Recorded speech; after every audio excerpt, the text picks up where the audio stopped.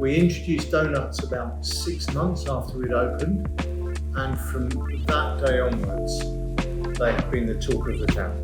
Baking and cooking was a great way to occupy these busy little hands, and that's what I've done really with my life.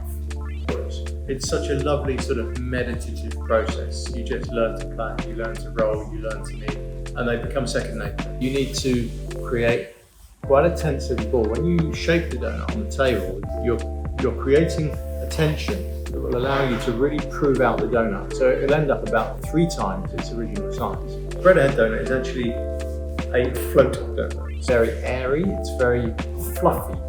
And when you fry that, you'll notice when you look closely at it, they'll have this little white ring around them where they're actually just floating on the surface of the oil.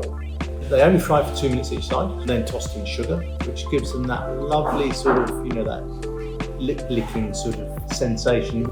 It's really important you get a lot of filling. The actual donut shell itself weighs 50 grams of dough.